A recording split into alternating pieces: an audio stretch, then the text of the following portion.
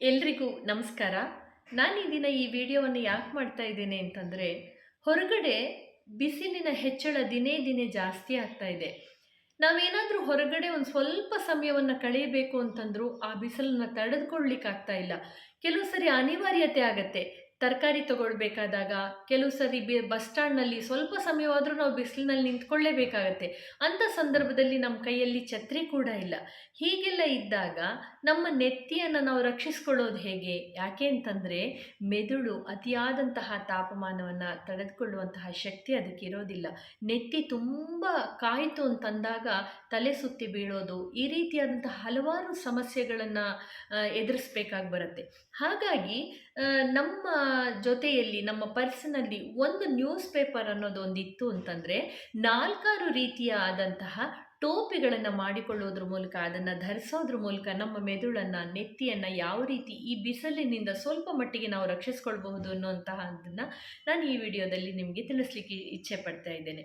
ಒಂದು news paper ಅಂದರೆ ಈ ರೀತಿಯಾದಂತಹ ಒಂದು 2 ಪದರವಿರುವಂತಹ ಒಳಭಾಗದ ಅಥವಾ ಮೇಲ್ಮುಖದ ಈ ಒಂದು ನ್ಯೂಸ್ ಪೇಪರ್ನ ತೆಗೆದುಕೊಳ್ಳಿ.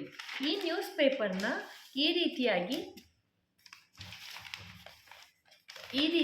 ಇಟ್ಕೊಂಡಿದ್ದೇನೆ. ಈ ಕೆಳಮುಖ ಹೀಗೆ ಇಲ್ಲಿ ಓಪನ್ ಆಗಿದೆ, ಈ ರೀತಿಯಾಗಿದೆ. ಅಂದರೆ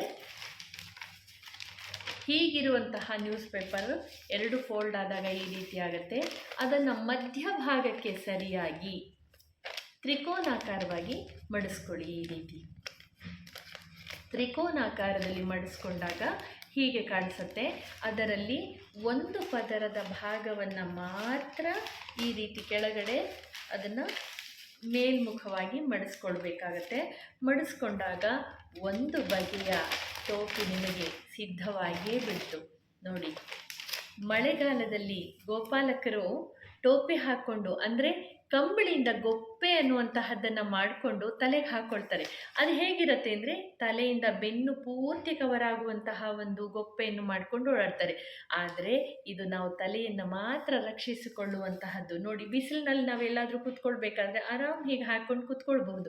ಒಂದು ರೀತಿಯಾದಂತಹ ಟೋಪಿಯನ್ನು ನಾನು ನಿಮಗೆ ತೋರಿಸ್ತೆ. ಇದನ್ನು ಮುಂದುವರಿಸಿ ಮತ್ತೊಂದು ಟೋಪಿಯನ್ನು ಹೇಗೆ ಮಾಡೋದು ಅನ್ನೋದನ್ನು ತೋರಿಸ್ತೇನೆ. ಇಲ್ಲಿಯವರೆಗೆ ಏನಾಗಿತ್ತು, ಇಷ್ಟು ಪದರ ಮಾತ್ರ ಮಾಡಿದ್ದೀರಿ. ಇದನ್ನು ಹಿಂದಕ್ಕೆ ತಿರುಗಿಸ್ಕೊಂಡಾಗ ಈ ಭಾಗದಿಂದ ಮಧ್ಯಭಾಗಕ್ಕೆ ಸರಿಯಾಗಿ ಮತ್ತೊಂದು ಪದರವನ್ನು ಮಡಿಸ್ಕೊಳ್ಳಿ. ಮತ್ತು ಈ ಭಾಗದಿಂದ ಮತ್ತೊಂದು ಪದರವನ್ನು ಮಡಿಸ್ಕೊಂಡಾಗ ಹೀಗಾಗತ್ತೆ. ಆಗ ಕೆಳಗಡೆ ಉಳಿದಿರುವಂತಹ ಭಾಗವನ್ನು ನಾವು ಹೀಗೆ ಮಡಿಸ್ಕೊಳ್ಬೇಕಾಗತ್ತೆ. ಆಗ ಒಂದು ಈ ಮಾದರಿಯಾದಂತಹ ಒಂದು ರಚನೆ ನಮಗೆ ಸಿಗತ್ತೆ. ಅದರಲ್ಲಿ ಏನು ಮಾಡಬೇಕು, ಇದು ಕೂಡ ಒಂದು ರೀತಿಯಾದಂತಹ ಟೋಪಿನೇ. ಯಾವುದು ಅಂತಂದರೆ ಶೆಫ್ ಟೋಪಿ ಅಂತ ಕೂಡ ಕರಿತೇವೆ. ಇದನ್ನು ಈ ರೀತಿಯಾಗಿ ಹಾಕ್ಕೊಳ್ಳೋದ್ರಿಂದ ಇದನ್ನು ಈ ರೀತಿಯಾಗಿ ಧರಿಸಬಹುದು, ಅಥವಾ ಅದನ್ನು ಈ ರೀತಿಯಾಗಿ ಕೂಡ ಧರಿಸಿದರೆ ಇದು ಶೆಫ್ ಟೋಪಿಯಾಗಿ ರೆಡಿ ಆಗುತ್ತೆ. ನಂತರದಲ್ಲಿ ಇದನ್ನು ಈ ಮೇಲ್ಮುಖವಾಗಿರುವಂತಹ ಈ ಭಾಗ ಏನಿದೆ, ಈ ಟ್ರಯಾಂಗಲ್ ಶೇಪನ್ನು ಮಡಿಸ್ಬಿಟ್ಟು ಈ ಪದರದ ಒಳಗಡೆ ಸಿಗಿಸ್ಬೇಕಾಗತ್ತೆ. ಹೀಗೆ ಸಿಗಿಸಿದಾಗ ಏನಾಗುತ್ತೆ, ಒಂದು ಮಾದರಿಯ ಟೋಪಿ ರೆಡಿ ಆಗುತ್ತೆ. ಇದಕ್ಕೆ ಗಾಂಧಿ ಟೋಪಿ ಅಂತ ಕೂಡ ಕರಿತೇವೆ. ಇದನ್ನು ನಾವು ಒಂದು ಕರ್ಚೀಫ್ನಲ್ಲಿ ಕೂಡ ನಾವು ಈ ರೀತಿಯಾಗಿ ಪದರಗಳನ್ನು ಮಾಡಿಕೊಳ್ಳೋದ್ರಿಂದ ನಾವು ಒಂದು ಟೋಪಿಗಳನ್ನು ನಾವು ರೆಡಿ ಮಾಡ್ಕೊಳ್ಬಹುದು. ಇದನ್ನು ಹಾಕಿಕೊಳ್ಳೋದು ಹೇಗೆ ಅಂದರೆ, ನೋಡಿ, ಈ ರೀತಿಯಾಗಿ ಗಾಂಧಿ ಟೋಪಿಯನ್ನು ಹಾಕಿಕೊಳ್ಳೋದು. ನೋಡಿ, ನೆತ್ತಿ ಪೂರ್ತಿ ಕವರ್ ಆಗುತ್ತೆ. ಈ ರೀತಿಯಾಗಿ ಗಾಂಧಿ ಟೋಪಿಯನ್ನು ಧರಿಸೋದು.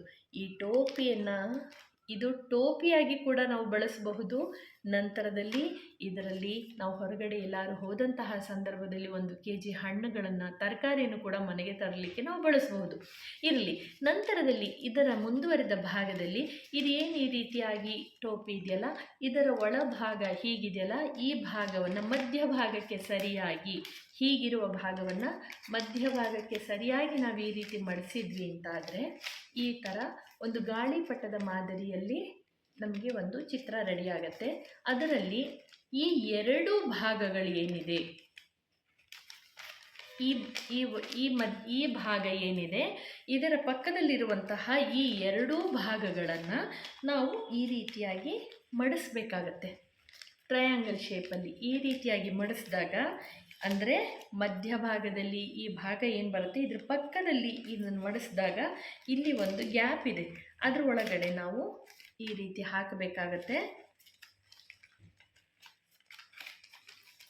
ಹಾಕಿದಾಗ ಮತ್ತೊಂದು ರೀತಿಯ ಟೋಪಿ ಸಿದ್ಧ ಆಯಿತು.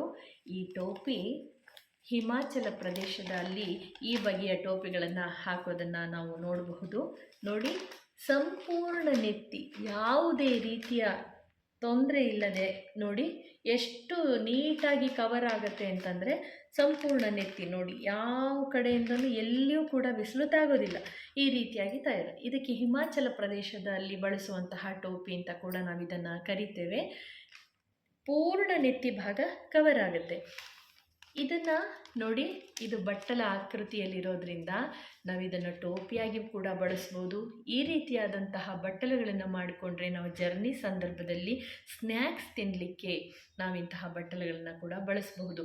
ಎಲ್ಲೋ ಒಂದು ಪೇಪರ್ ಪ್ಲೇಟಲ್ಲಿ ತಿಂದು ರಸ್ತೆಯಲ್ಲಿ ಹಾಕಿ ಹೋಗ್ತಾರೆ, ಅದರ ಬದಲು ಪರಿಸರ ಸ್ನೇಹಿಯಾಗಿ ಪೇಪರ್ನಿಂದ ಮಾಡಿದಂತಹ ಈ ರೀತಿಯಾದಂತಹ ಬಟ್ಟಲುಗಳನ್ನು ಬಳಸಿ ಆಗ ಇದನ್ನು ನಾವು ರಸ್ತೆ ಬದಿಯಲ್ಲಿ ಹಾಕಿ ಹೋದರೂ ಕೂಡ ಅದು ಮಣ್ಣಾಗಿ ಸೇರುತ್ತೆ. ಹಾಗಾಗಿ ಇದು ಒಂದು ರೀತಿಯಾದಂತಹ ಟೋಪಿ ನಾವು ಇದನ್ನು ಒಂದು ಬಟ್ಟಲುಗಳಾಗಿ ಬಳಸ್ಬೋದು. ಮಕ್ಕಳುಗಳಿಗೆ ಇದನ್ನು ನಾವು ಡ್ರಾಯಿಂಗ್ ಶೀಟ್ ಕಲರ್ ಡ್ರಾಯಿಂಗ್ ಶೀಟಲ್ಲಿ ಮಕ್ಕಳುಗಳಿಗೆ ಈ ಥರ ಪುಟ್ ಬಟ್ಲಲ್ಲಿ ನಾವು ಸ್ನ್ಯಾಕ್ಸು, ಒಂದು ಮಂಡಕ್ಕಿ, ಒಂದು ಅವಲಕ್ಕಿ, ಈ ರೀತಿಯ ಹಣ್ಣುಗಳು ಹಾಕಿ ಕೊಟ್ಟಾಗ ಅವ್ರು ಖುಷಿಯಾಗಿ ತಿಂತಾರೆ. ಹಾಗೆ ಏನಾದರೂ ಡ್ರಾಯಿಂಗ್ ಬರಿಬೇಕಾದ್ರೆ ಅವ್ರಿಗೆ ಪೆನ್ಸಿಲ್ಸ್ನೆಲ್ಲ ಇದರೊಳಗೆ ಹಾಕಿಕೊಟ್ಟು ಕೂರಿಸಬಹುದು. ಈ ರೀತಿಯಾಗಿ ನಾವು ಮಾಡ್ಬೋದು. ನಂತರದಲ್ಲಿ ನಾವೇನು 2 ಭಾಗಗಳನ್ನು ಒಳಗೆ ಸಿಗಿಸಿದ್ವಲ್ಲ, ಆ 2 ಭಾಗಗಳನ್ನು ಕೂಡ ನಾನು ಹೊರಗಡೆ ತೆಗಿತಾ ಇದ್ದೇನೆ.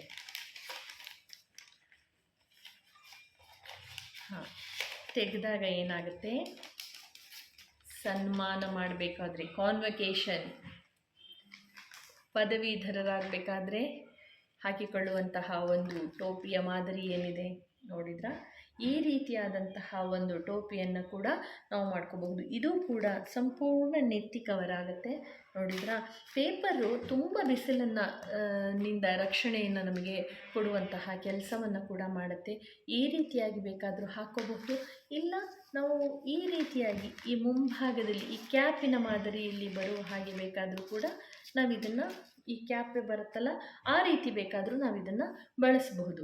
ನೋಡಿ, ನಾವು ಎಷ್ಟು ಅಲ್ಲಾಡಿದರೂ ಬೀಳೋದಿಲ್ಲ, ತುಂಬ ಸುರಕ್ಷಿತವಾಗಿ ನೆತ್ತಿಯಲ್ಲಿ ಕೂತ್ಕೊಳ್ಳುತ್ತೆ.